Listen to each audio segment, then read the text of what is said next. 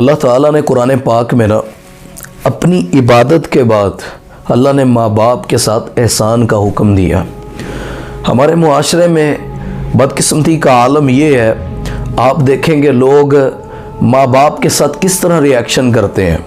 घर का फ़र्श अच्छा है, अगर आपने महंगा घर ले लिया, माँ बाप बेचारे गांव से आए हैं, वो थूक दें, कोई और मसला कर दें तो बड़ी औलादें माँ बाप से उलझने लगती हैं। आपको नहीं पता ये फ़र्श कितना महंगा है, ये कितना कीमती है, मेरा घर गंदा कर दिया, इस तरह की बातें।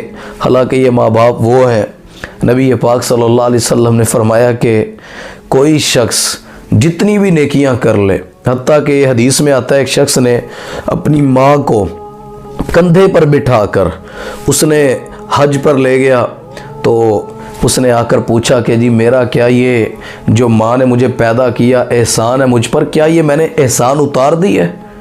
क्या मैं अपनी माँ के जो उसने मुझसे मोहब्बत की है, मेरे पाला है, जवान की है, क्या मैंने वो हक़ अदा कर दी है? तो फरमाया गया तू एहसान उतारने की बात करता है।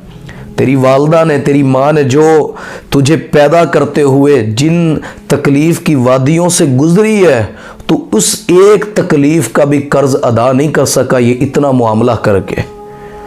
तो ये वालिदैन जो हैं, इनके साथ वालिदैन सिर्फ मोहब्बत के भूखे होते हैं। औलाद से कभी भी मैं नहीं समझता किसी बाप ने अपनी औलाद के पैसों पर नज़र रखी हो। हमेशा औलाद माँ बाप से मफाद परस्त बन के मिलती है।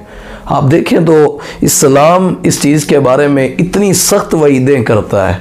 आप माँ से बाप से नाराज़ हैं, आपकी कोई इबादत कबूल नहीं है। अब दुनिया के काबे के 7 क्या 50 क्या हज़ारों सफ़ा मरवा के भी चक्कर लगा ले, अल्लाह आपकी बातें कबूल नहीं करता है। नबी अलैहिस्सलाम ने एक शख्स आया, फरमाया या रसूल सल्लल्लाहु अलैहि वसल्लम में गुनाह हो गया, क्या करूँ? फरमाया जाकर माँ की खिदमत कर, अल्लाह तेरे गुनाह को मुआफ़ कर देगा। माँ के पास जाना, उसकी खिदमत करना, माँ के दिल को वो समझ सकता है जिनकी माएँ चली जाएं। औलादे जिनके पास है वो कदर ही नहीं करते। देख लीजिएगा, अगर जिस दिन माँ के जनाजे को कंधा देना पड़ गया, वो रूठ गई, जिस दिन बाप अलहदा हो गया, अल्लाह की कसम आप दुनिया में दर दर में धोकरें खाएंगे, आपको माँ बाप नहीं मिलेंगे।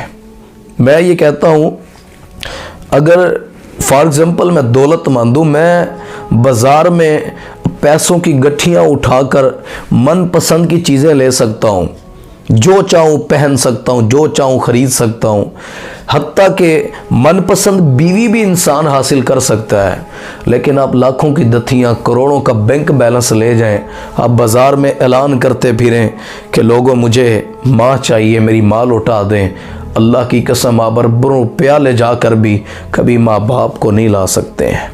ये एक दफ़ा ही मिलते हैं। और माँ का दिल दुखाने पर इतनी सख्त वईदें हैं जो अल्लाह ताला ने की हैं। अल्लाह ताला इसकी, यार काफर भी हो ना माँ बाप, काफर कलमा नहीं पढ़ता, अल्लाह को नहीं मानता, अल्लाह ने फिर भी कहा है कि आपने एहसान से, नरमी से बात करनी है, उनके एहतराम में उनसे बदसलूकी नहीं करनी है।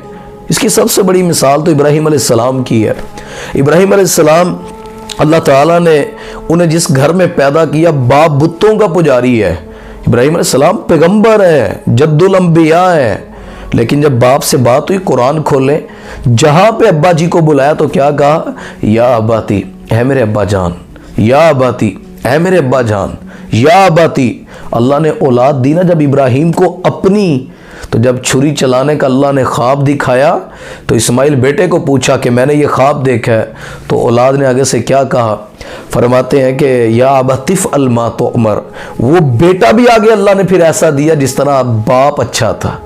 यानी इब्राहीम अलैहिस्सलाम ने अपने बाप का एहतराम किया, अल्लाह ने औलाद ऐसी दी जो इब्राहीम का एहतराम करती। छुरी चलाने पे कहे कि अब्बा जान जो आपको अल्लाह ने दिखाया वो कर गुजरे, आप मुझे सब्र करने वालों में से पाएंगे। तो ये माँ बाप के साथ जो मामला है, इसके अंदर मैं यही कहूँगा कि अगर कोई आपके ज़िंदगी में काम नहीं हो रहा, आप परेशान है, कोई मसला है, माँ के कदम पकड़ लें, चूम लें, बाप के कदम पकड़ लें, चूम लें, अल्लाह ताला आपकी दुनिया संवार देगा। अल्लाह आपका कोई काम भी, इसमें मैं लाइफ का एक्सपीरियंस शेयर कर सकता हूँ। आपका कोई मसला है, माँ को फ़ोन करें और कहें अम्मी दुआ करें, मेरा ये मसला मैंने जाना है। बेटे की तमन्ना पर, ज़रूरत पर जो दुआ माँ कर देती है ना, अल्लाह ताला ऐसी दुआओं को रद्द नहीं करता। एक तरफ बुज़ुर्ग माँ बैठ जाए ना दुआ करने, और एक तरफ ज़माने के 70 वली बैठ जाए, वली ज़माने के, अल्लाह उस बुज़ुर्ग माँ की दुआ 70 वलियों से पहले कबूल कर लेता है। इसकी एक और मिसाल देता हूँ।